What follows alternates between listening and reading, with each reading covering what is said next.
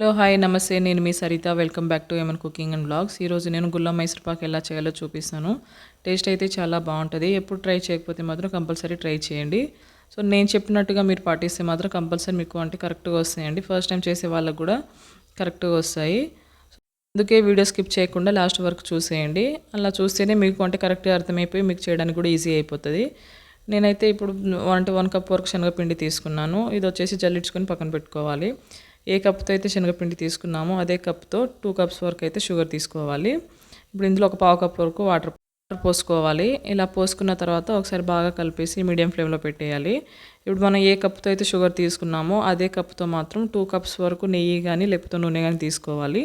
లేకపోతే 1 కప్ నెయ్యి లేకపోతే 1 కప్పు అంటే నూనె 2 అలా కూడా తీసుకోవచ్చు. మీ దగ్గర ఏది ఉంటే అది.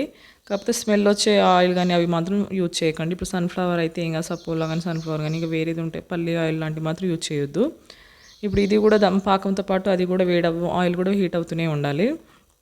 ఇలా పాకం అయితే మధ్య మధ్యలో కలుపుకుంటూ మనకు తీగ పాకం వచ్చే వరకు ఉంచుకోవాలి. ఆ లోపు అయితే మనం ఫస్ట్ ముందుగానే ఒక గిన్నెకి అంటే మనం అంటే మైసూర్పాక్ దేంట్లో చేద్దాం అనుకుంటున్నామో అలా గిన్నెకి అయితే ముందుగానే మనం ఒక నెయ్యి అప్లై చేసి పక్కన పెట్టేయాలి. ఇప్పుడు ఒకసారి పాకం చూసుకుంటే బాగా కలుపుకొని ఇప్పుడు చూసే మనకు అంటే తీగ పాకం అనేది రావాలి. ఈ విధంగా నేను వీడియోలో చూపిస్తున్న విధంగా మీకు వచ్చినప్పుడు ఇప్పుడు ఇందులోకి అయితే మనం ముందుగా జల్లించి పెట్టుకున్న శనగపిండి వేసుకోవాలి.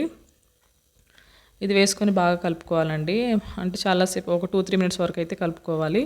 అసలు ఉండలు లేకుండా మాత్రం కలుపుకోవాలి. ఇప్పుడు విస్కర్ తీసుకొని బాగా కలుపుకోవాలి.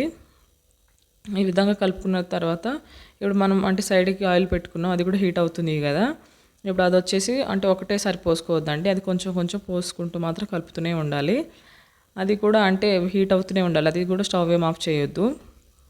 కాబట్టి ఇది ఇలా కలుపుకున్న తర్వాత ఇప్పుడు ఇందులోకి మాత్రం ఒక్కొక్క గరిటె పోసుకుంటూ మొత్తం కలపాలి.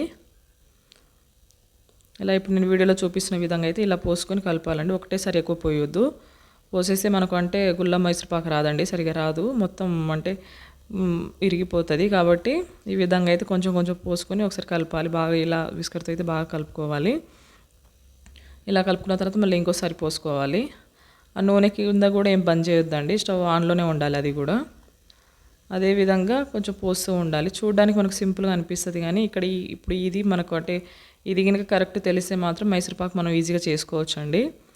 సో ఇక్కడ మనకు కరెక్ట్గా రావాలి. ఈ విధంగా అయితే కొంచెం కొంచెం పోసుకుంటే ఇలా పోసుకుంటే మాత్రం ఒక 7-8 టైమ్స్ అయితే వస్తుందండి నేను తీసుకున్న పిండికి. ఇప్పుడు ఇలా రాగానే పాకం అంటే కింద స్టవ్ ఆఫ్ చేసేసి అంటే ఎక్స్ట్రా కొంచెం ఏమైనా మిగిలిన ఆయిల్ ఉంటే మాత్రం అందులో వేసుకొని ఇప్పుడు మనం ముందుగా ఆయిల్ అంటే అప్లై చేసి పెట్టుకున్న గిన్నె ఉంది కదా, ఇప్పుడు ఇలా నేను చూపిస్తున్నా చూడండి, ఈ విధంగా అయితే రావాలి మీకు. ఇలా వస్తే మీకు కరెక్ట్ అంటే మైసూర్పాక్ అంటే రెడీ అయిపోయినట్టు. కాబట్టి ఇదంతా ఒక గిన్నెలో వేసుకోవాలి. ఇలా మొత్తం వేసుకొని అంటే మనం గరిటెతో మాత్రం అసలు ప్రెస్ చేయొద్దు, అంటే గట్టిగా ప్రెస్ చేయొద్దు, లైట్గా ఏమైనా ఈక్వల్గా చేసుకోవాలి. కానీ గట్టిగా ఒత్తితే ఏంటంటే అందులో అంటే ఎయిర్ బబుల్స్ ఉంటాయి కదా, అవి క్లోజ్ అయిపోయి మనకు గుల్లం మైసూర్పాక్ లాగా రాదు. కాబట్టి ఇలా వేసుకొని మనం లైట్గా ఏమైనా ఉంటే ప్రెస్ చేసుకోవాలి. ఈ విధంగా చేసుకుంటే మాత్రం మీకు పర్ఫెక్ట్గా వస్తాయండి మైసూర్పాకులు అనేవి. సో మనం ఇక్కడ కరెక్ట్గా చూసుకొని వేసుకోవాలి. ఇలా వచ్చేది మాత్రం మనకు అంటే అర్థమవుతూ ఉంటుంది, మనకు అంటే ఆయిల్ సపరేట్ అవుతూ ఉంటుంది, ఆయిల్ నుంచి పిండి అనేది మనకు సపరేట్ అవుతూ ఉంటుంది. కాబట్టి ఈ విధంగా అయితే మనం వేసుకొని ఒక 20 మినిట్స్ తర్వాత అయితే చూసి ఫస్ట్ కట్ చేసుకోవాలండి. ఫస్ట్ కట్ చేసుకుని మళ్ళీ తర్వాత అంటే కాదు కాబట్టి ముందే కట్ చేసుకోవాలి. తర్వాత ఒక 3-4 అవర్స్ తర్వాత మొత్తం కూల్ అయిపోతుంది కదా, అప్పుడు సైడ్స్కి ఇలా మొత్తం సైడ్స్కి ఒకసారి కట్ చేసుకొని ఇప్పుడు ఒక ప్లేట్లో అయితే ఇట్లా బోర్లించుకొని ఇలా తీసేస్తే మాత్రం ఈజీగా వచ్చేస్తుంది. ఈ విధంగా తీసుకున్నది ఇప్పుడు చూడండి నాకు ఎలా వచ్చింది, చూడడానికి కేక్ లాగా వచ్చింది. నేను కట్ చేసింది కింద వరకు రాలేదు కాబట్టి ఇలా వచ్చిందండి. సో మీరు కట్ చేసేటప్పుడు మాత్రం జాగ్రత్తగా కట్ చేసుకోండి. ఇప్పుడు చూడండి ఆల్రెడీ ముందే కట్ చేసుకున్నాను కాబట్టి పార్ట్స్ లాగా డివైడ్ అయిపోయింది. ఇప్పుడు నాకు ఈజీ అయిపోయింది. అదే కట్ చేయకపోయి ఉంటే మాత్రం సరిగా రాకపోయేది. ఇప్పుడు చూడండి హ్యాండ్స్ ఇలా అంటే చూసినా కూడా చూడండి ఎంత గుల్లగా వచ్చినాయో.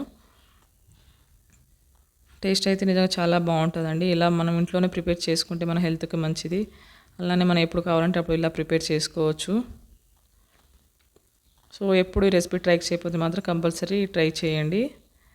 అండ్ నా వీడియో నచ్చితే మాత్రం కంపల్సరీ లైక్ చేయండి అండ్ మీ ఫ్రెండ్స్ కూడా షేర్ చేయండి. మరిన్ని రెసిపీస్ కోసం నా ఛానల్ని సబ్స్క్రైబ్ చేసుకోండి. అలానే ఏమైనా డౌట్ ఉన్నా కూడా కామెంట్లో అడగండి. మీరు కంపల్సరీ రెసిపీ ట్రై చేసి మీకు ఎలా వచ్చిందో కామెంట్ చేయండి. అలానే వీడియో నచ్చితే కంపల్సరీ లైక్ చేయడం మర్చిపోకండి. Thanks for watching.